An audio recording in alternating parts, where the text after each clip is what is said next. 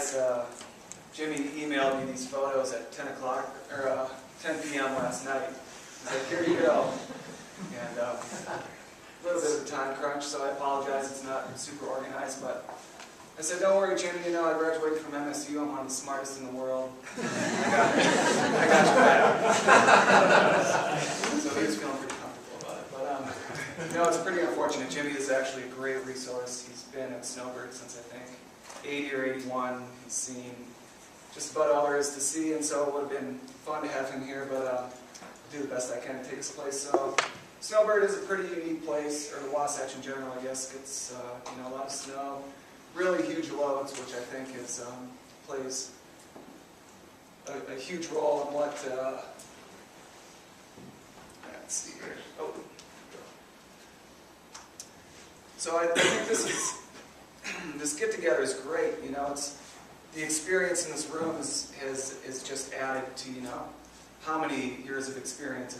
It's unbelievable, and you know, we're still getting together and we're still trying to figure this stuff out. And I think that's one of the most unique properties of snow.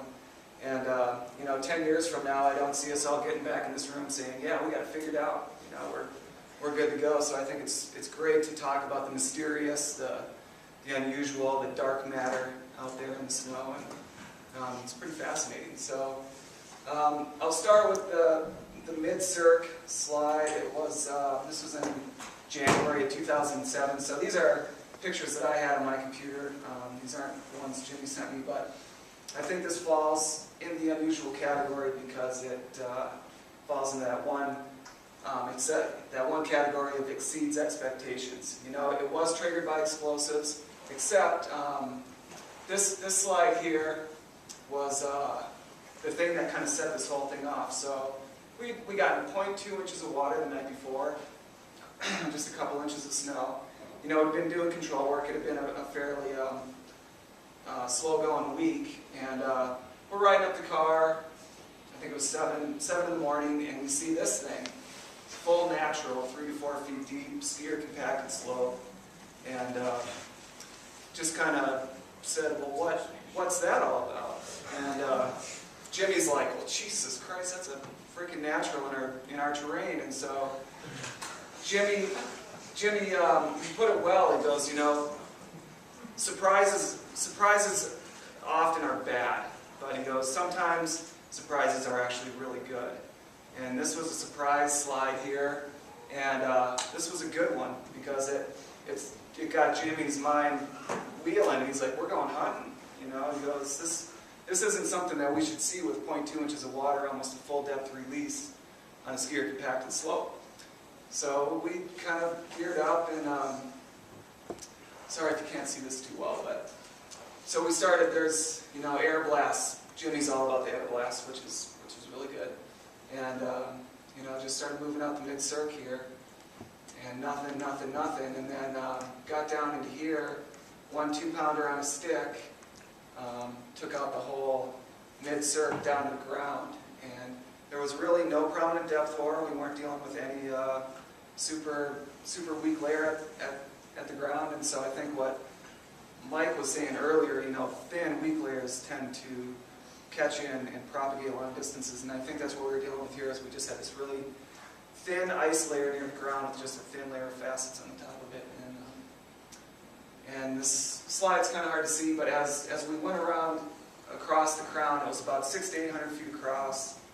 The flanks were really big, you know, 6 to 8 feet deep, and we were finding these old penolite layers, or remnants of old shots in the crown, and they were all over in the crown, so the slope had been, you know, controlled on a regular basis. And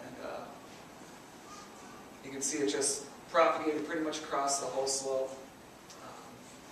Really impressive, and so it was closed for quite a while, and you know, one of the main hazards was just people skiing off this crown because it was really deep in some places, and so this was just, I think, you know, caught us off guard. It exceeded expectations. We didn't think that we were going to get a full skier compacted hard slab. So this might come back to what Jay was talking about, or, you know, previous discussion is, do skier compacted slabs, are they harder? Can they propagate longer distances? And so in this case, it's kind of hard to tell. This was. So you had 0.2 inches of SWE overnight. What was like the week leading up to that? The week itself wasn't very big, but the previous month had. So incremental loading at Snowbird, 10 feet of snow in a month, is kind of what we were dealing with. This was in January. December was huge, so it was, like 10 feet of snow in December. And so this was kind of like mid-January. Things had kind of settled down, did a lot of control work. This whole place had been open for the entire season. And just 0.2 inches of water that one night, put the natural off, and so we kind of ended up with something like this. And just something to, I guess it's not, one of those slides that's completely, mysterious or unexplainable. We had explosives, and it was triggered with air shots and whatnot, but the fact that it ripped out in open terrain was pretty surprising. How many days previous had you guys done control work on that slope for natural? It was controlled every storm, every time it needed to be. Yeah. So I mean, Jimmy is he's a thorough guy.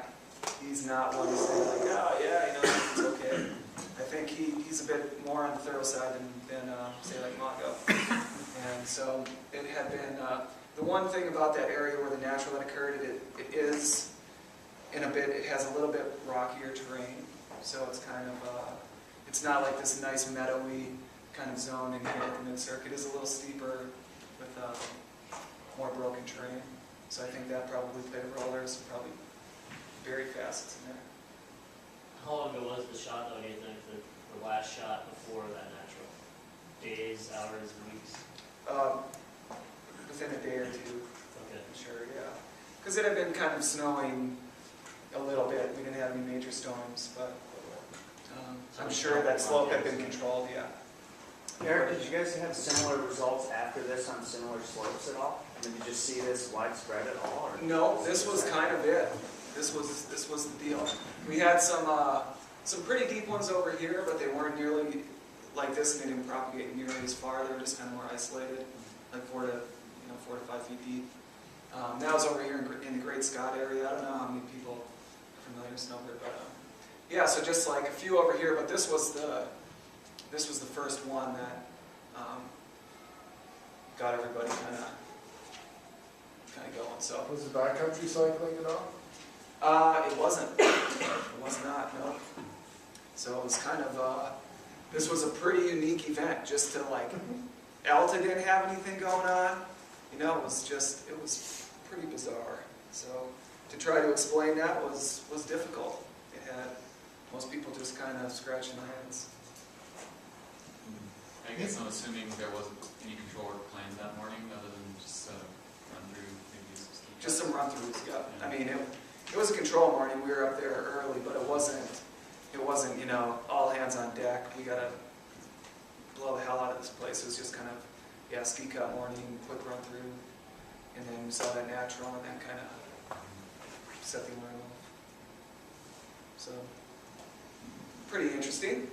So this ties into the next slide that I'll talk about, the Mid-circ in 1982.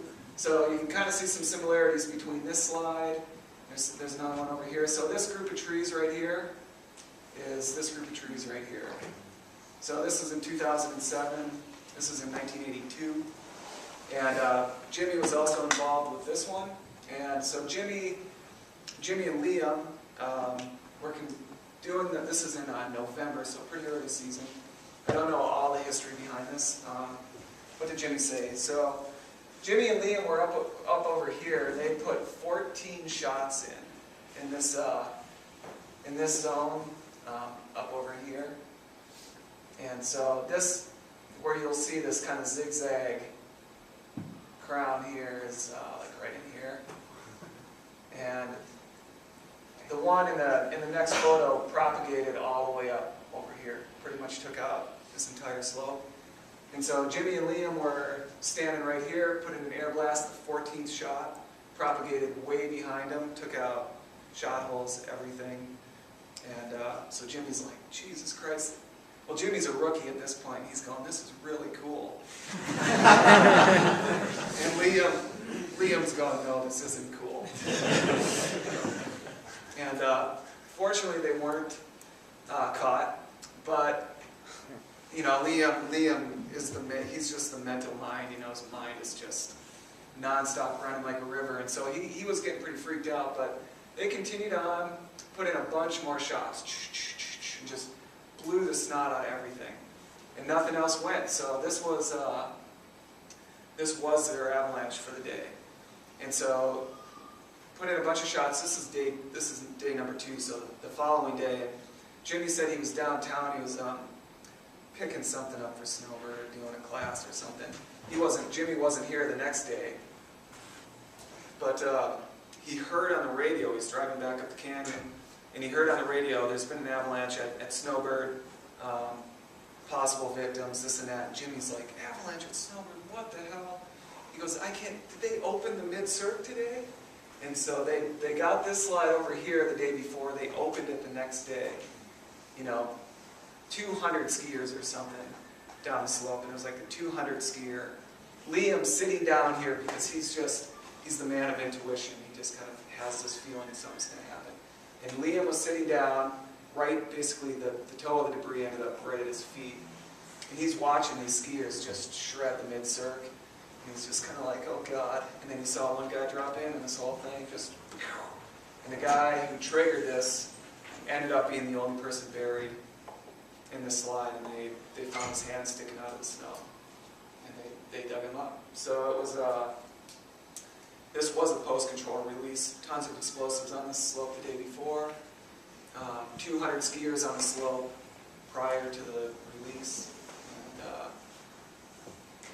fortunately, no fatalities involved. So I don't really know the weak layer or the snowpack structure during this period. Obviously, there was something there. It was early season, so I'm guessing they probably buried some depth ore or something and got a big storm. So, see, November 21st, 1982 is when this all happened. And this slide is always we're talked about. It's talked about quite a bit. Was there a new load in between the previous avalanche and that? Nope, no wind. No, it was a perfectly clear night. It was just no additional loading, nothing. It was just kind of Now, I note something interesting here. The first example was a hard slab. it was, yeah. You can see from the debris. Yeah. And the analysis of this slide is as a soft slab. Yeah. And yet the propagation is every bit as broad, if Pretty not similar. broader It is. than the hard slab. So it can happen to soft slabs as well, Oh, it definitely can happen with soft slabs. I think. with 200 skiers. With 200 skis. Yeah, I think, soft slabs, they don't have that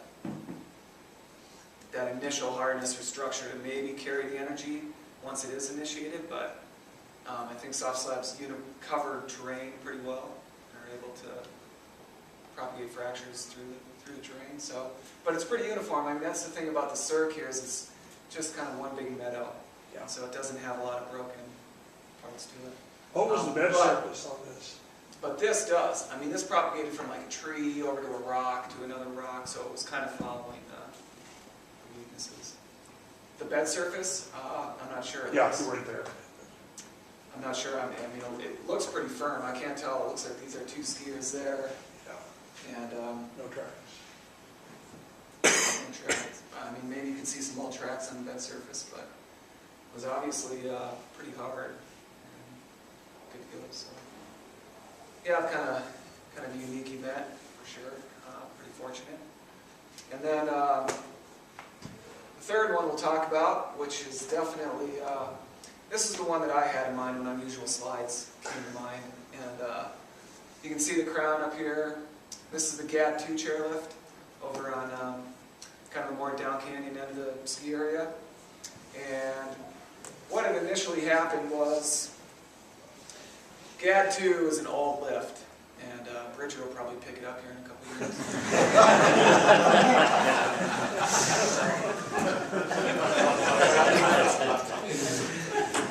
But it's a great lift. Love it. So what happened is the bull wheel broke prior to the ski area opening, so they had all these mechanical issues. And so this area did not get skied in the early season. November, December, it took 2 months for this part to come from Switzerland so they could get this chairlift open. And we started off with a pretty shallow snowpack. We got some snow. The lift was broken, so I mean, Jimmy is just like ski it to the dirt. You know, that's his philosophy. Even if you just have depth horse sitting over rocks, or you know, the guy just wants people out there. And Mongo's kind of like, I don't want anybody to get hurt. I don't want anybody, you know, if the snowpack's thin, we tend to keep it close sometimes. Jimmy's all about skiing into the dirt. That didn't happen around here. The bull wheel was broken, the lift was closed. Didn't open until December 26th was the opening day of the chairlift. There's a traverse from the top of the tram, which is way over here. You can traverse the Little Cloud Road, cross, it's called the Knucklehead Traverse, and then you end up at the top of the GAD2. So it's basically considered backcountry. We had one person stationed, or 2 people stationed at the top shack. There's actually a patrol shack right at the top of the lift here. And so it was basically just getting skied by people who were willing to do the 10 to 15 minute traverse out there. And it was great skiing, you know, but they never skied it into the dirt. It was just kind of, people were just skiing it, you know, sporadically, and it wasn't getting the heavy traffic. So they finally got the bull wheel fixed in December 26th. January was just insane. We got something like 12 inches of water or something in January, so kind of your standard Snowbird scenario. And we had just this huge load. And then one morning, I mean, this place had been open for a couple of weeks, and you can see it's just a mogul right here. I actually ran a wreck down this slope the day before this happened, and I was working over on the shack over here, and so we're opening GAD2 one morning. Ski patrol's riding up. I think it was Rick Gates. Calls on the radio, and he's like, "Was there an avalanche at GAD2 yesterday?" And you know, Trover's like, "What? What are you talking about?" Rick is like, "My skis are on the snow," and as he was riding on the lift right here, the debris was like this deep on the chairlift. And I mean, it's amazing they actually got the chairlift to run. I think it just wasn't bogged down, but his skis were on the snow right here. You know, he's like, "I am on avalanche debris right now," and there's like an 8-foot crown up in front of me, and everybody's like, "Oh my, you know, close it down. You know, what the hell's going on?" And so it just released in the middle of the night. You know, this whole, it went all the way across, probably 200 to 300 feet wide. You know, motor run through the trees, propagated over into another slope over here, and you know, it went in the middle of the night. So that's kind of that's the big, like, took out a bunch of old shot holes, and you know, if Jimmy was here, he would push the tidal theory. You know, he's like, this slide and this slide, the first one I showed in Mid-circ was high tide, and they keep track of it down there in Little Cottonwood. They're pretty diligent about it. And so he goes, you know, who really knows, but throw it at, you know, put that in the equation. And obviously, a really heavy load over a week later is pretty easy recipe to understand. And during this, when this happened in the middle of the night, we did have the backcountry was going off. I mean, we had a fracture. One bullet, there's an avalanche up over here. It shoots the, what's that area called? Tiger Tail area over to Mushroom Land, and then over to some backcountry runs over here. One bullet made a 2-mile-long fracture during the same cycle. So it was just ridge to ridge to ridge. And so obviously the heavy load had a huge part to do with it, but the fact that it went in the middle of the night, you can see some ski patrollers here. You can see this part right here. I mean, that's like 8 feet deep in the the slope. And, I don't have a lot of close-ups, photos of digging in the ground or anything, but it was pretty bizarre that one of those post controls in the middle of the night, post control natural, basically. It's even kind of more unusual. What year was that? 05 or 06? Yeah, 05, 06, yeah. So, again, skier compacted slab, who knows? I don't think that had a lot to do with it, just the fact that the backcountry was going off. And we had other results in the ski area that were kind of unprecedented in places that we don't. And that was on a lift line and a run that had been created essentially for the area. Or was it a natural avalanche track? No, this, I imagine there were trees that, I wish I had a better photo of it, but, obviously some trees were cleared in here. But this zone down here was kind of a meadow. Yeah. Kind of an old mountain meadow, but yeah, I mean, it's definitely human created there. And this went out, there's another steep slope out over here, it's called STH. And the crack, it was pretty cool because the crack broke all the way into this slope over here, which is like 38 to 40 degrees. It's actually a pretty steep slope. That STH is called steeper than hell, and so that's why that's named. But the crack, it never avalanched over in this slope, but the crack went all the way through the slope. You could see it, but it didn't slide. So How steep is it where that ground formed up? that's about 38. That's right on the perfect sweet spot of the hill. So you guys were doing avalanche control in this area while the lift was closed before the oil was broken? We Just were, hadn't yeah. even skied? Yeah, and it was still considered part of our ski area because, yeah, People could traverse. people could get there. Yeah, so we were, and Could you see skier tracks in your wall or your crown before? Like how much of that snow had been skied on? Before it slid? most of it had been skied. Well, it had been skied up, and maybe that's what made that slab nice and hard. But I mean, this area was open the whole time, and there were people skiing it. It just wasn't that constant hammerage like you get off the tram or off an open lift. And the fact that the lift was closed during the earlier part of the season, when I'm sure we formed some weaker layers, and then it got real interesting because this bed surface just turned to bulletproof hard ice, and we had kids thinking that they could huck the crown here. and we had multiple life flights right out of here. And people jumping the crown, smacking down. I mean, this is actually really steep right here. And you do not want to slide down this rocks and little bushes and stuff. And then the stock wall right here was actually like 4 to 5 feet high. So they'd slide down here and we just ran into that thing. Yeah, it was kind of out of control. But, standard snowbird, typical snowbird, and in a month you couldn't even see his crown. Just put it back in.